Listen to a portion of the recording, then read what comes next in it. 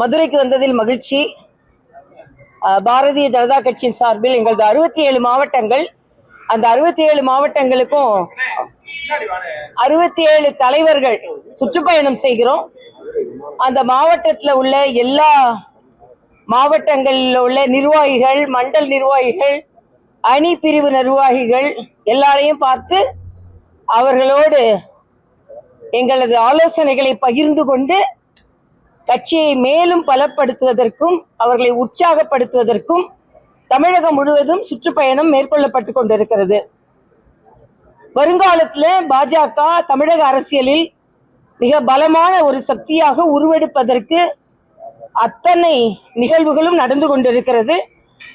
அது மட்டும் இல்ல, நாங்கள்லாம் பெருமையாக நாங்கள் இந்த 67 மாவட்டங்கள், 67 மாவட்டங்கள்னா எங்களோட அமைப்பு ரீதியான மாவட்டங்கள் சொல்ல வேண்டி இருக்கு. இல்லைன்னா அப்புறம் இது தெரியாம 67 மாவட்டங்கள் சொல்லிட்டு இருந்தீங்கன்னா அது வேற சொல்லுவாங்க. அப்படி இல்லாம அது மாதிரி எங்களோட மரியாதைக்குரிய பாரத பிரதமரின் சாதனைகளை அந்தந்த ஊர் மக்களுக்கும் அந்தந்த மாவட்ட மக்களுக்கும் எடுத்து செல்வதும் எங்களது குறிக்கோளாக இருக்கிறது. அதனால்தான் 12 ஆண்டுகளுக்கு மரியாதைக்குரிய பாரத பிரதமர் எந்த அளவிற்கு சாதனை செய்திருக்கிறார் என்று ஒரு புத்தக வடிவில் புத்தகம் போடப்பட்டிருக்கிறது. அது முக்கியமான நபர்களுக்கு கொண்டு கொடுத்து வருகிறோம். அது மாதிரி மதுரையை சார்ந்த முக்கியமான நபர்களையும் சந்திக்கின்ற திட்டம் இருக்கிறது.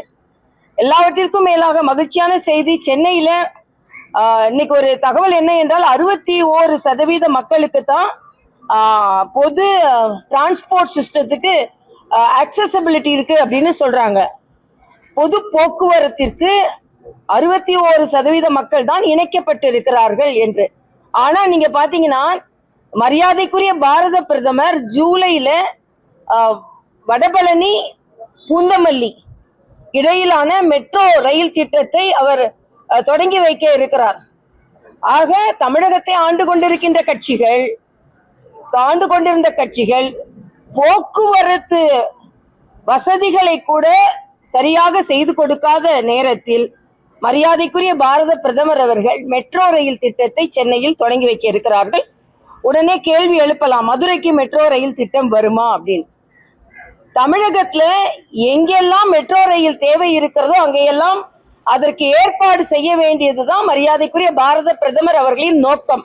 ஆனா ஆட்சியாளர்கள் சரியான திட்டத்தை சமர்ப்பிக்காததால் அது சாங்ஷன் ஆகலையே தவிர எந்தெந்த மாவட்டங்களுக்கு சரியான புரிதலோடு திட்டங்கள் சமர்ப்பிக்கப்பட்டால் நிச்சயமாக, ஏன்னா மதுரை விமான நிலையம் விரிவாக்கப்பட்டிருக்கிறது, தூத்துக்குடி விமான நிலையம் விரிவாக்கப்பட்டிருக்கிறது, சென்னை விமான நிலையம் விரிவாக்கப்பட்டிருக்கிறது, திருச்சி விமான நிலையம் விரிவாக்கப்பட்டிருக்கிறது, வந்தே பாரத் இந்தியாவிலேயே அதிகமாக தமிழ்நாட்டுக்கு தான் கொடுக்கப்பட்டிருக்கிறது. இது எல்லாமே நாங்க மரியாதைக்குரிய பாரத பிரதமரின் திட்டம் என்று நாங்கள் வலுவாக சொல்ல முடியும். அதே நேரத்தில் இன்னைக்கு தமிழக முதலமைச்சர் அவர்கள் இன்று அவரது பிறந்த நாளை கொண்டாடுகிறார். அவருக்கு எங்களது வாழ்த்துக்களை தெரிவித்துக் கொள்கிறோம். அவர் எல்லா நலனும் பெற வேண்டும், தமிழக மக்கள் எல்லாரும் நலனும் பெறுவதற்கு அவர் எல்லா நலனும் பெற வேண்டும். அதான் எங்களது ஆசையாக இருக்கிறது. அதே நேரத்துல எல்லா அமைச்சர்களும் தங்களது துறையில் என்னென்ன பிரச்சனைகள் இருக்கிறது என்பதை தெரிந்து கொண்டு அவர்கள் பணியாற்ற வேண்டும். உயர்கல்வித்துறை அமைச்சர் இன்னும் பல பல்கலைக்கழகங்களில் பிரச்சனை இருக்கிறது, பணியிடங்கள் நிரப்பப்படாமல் இருக்கிறது, துணைவேந்தர்கள் நியமிக்கப்பட வேண்டும். ஆனா அவர் பாடத்தை பார்க்காம ஆட்டத்தை பார்த்து கொண்டிருக்கிறார். இது மிக மிக கவலை அளிக்கக்கூடிய ஒன்றாக இருக்கிறது. இன்னொன்று, கல்வியிலும் சரி எல்லா துறையிலும் சரி மரியாதைக்குரிய முதலமைச்சர் அவர்கள் திரைப்பட துறையில் இருந்து வந்தார் என்பதில் எந்த மாற்று கருத்தும் இல்லை. அவர் ரொம்ப அமைதியாகவே தனது பணியை ஆற்றிக்கொண்டிருக்கிறார். ஆனால் அவரை சுற்றி உள்ளவர்கள், அது அமைச்சர்களாக இருக்கட்டும், சட்டமன்ற உறுப்பினர்களாக இருக்கட்டும், ரீல்ஸ் எடுக்கிறேன், அதை எடுக்கிறேன், இதை எடுக்கிறேன்னு சொல்லி பாட்டு பாடுறேன், ஆட்டம் போடுறேன்னு சொல்லிட்டு ஆட்சியை பார்க்காம ஆட்டம் போட்டு கொண்டு இருக்கிறார்கள்.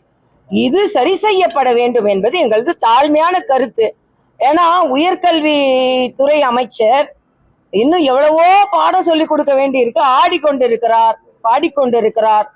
நான் யாராவது கேட்டா நாங்க செய்யறோன்றாரு. நான் அதே உயர்கல்வி அமைச்சர்கிட்ட கேட்கிறேன், வெளிநாட்டோட மொழிகளை கற்றுக்கொள்ளுங்க, ஜப்பானீஸ் கத்துக்கொள்ளுங்க, ஜெர்மன் கத்துக்கொள்ளுங்க, ஆனா இந்தியாவில் இன்னொரு மொழி கத்துக்கொள்ள கூடாதான். இது என்ன வகையான அறிவுரைன்னு எனக்கு தெரியல. வேற நாட்டு மொழி கத்துக்கோங்க, ஆனா மும்மொழி கொள்கையை நாங்கள் ஆதரிக்க மாட்டோம். அதனால இன்னைக்கு நீங்க பாத்தீங்கன்னா PM ஸ்ரீ திட்டத்தை கேரளா போன்ற மாநிலங்கள் கூட பின்பற்ற ஆரம்பித்து விட்டார்கள். இதுல அரசியலை ஒதுக்கி தள்ளிவிட்டு எல்லாவற்றிலும் இன்னைக்கு மோடி அவர்களை பார்த்தீர்கள் என்றால் 7500 கோடி ரூபாய் பக்கிங்ஹாம் கால்வாய் கூவம் ஆற்றை சுத்தப்படுத்துவதற்கு 7500 கோடி ரூபாய் மத்திய அரசு போன வாரம் ஒதுக்கி இருக்கு. கூவத்தை சுத்தப்படுத்துறேன்னு சொல்லிட்டு ஒதுக்குறேன்னு அவங்களுக்கு தான் பணத்தை ஒதுக்கிக்கிட்டாங்க. குப்பை கூவமா தான் இருந்தது. ஆனா பக்கிங்ஹாம் கால்வாய் நான் மயிலாப்பூர்ல போட்டி போடும் பொழுது பக்கிங்ஹாம் கால்வாய் நிறையறதுனாலதான் அங்க வெள்ளம் வருகிறது, மக்கள் மூழ்குகிறார்கள். அந்த பக்கிங்ஹாம் கால்வாயை சரி செய்வதற்கு மோடி அவர்கள் 7000 கோடி ரூபாய் ஒதுக்கி இருக்கிறார்கள். இவை எல்லாமே மத்திய அரசு மாநில அரசோடு இணக்கமாக செயல்படுகிறது என்பதுதான் நான் இங்க வரும்போது கூட மரியாதைக்குரிய ஆளுநர் அவர்களை சந்தித்து விட்டு தான் வந்தேன். அவர் சொன்னார், மத்திய அரசு மாநில அரசின் வளர்ச்சிக்கு எல்லா விதத்திலும் உதவி செய்யும் என்ற உறுதிப்பாட்டையும் அவர் சொன்னார்.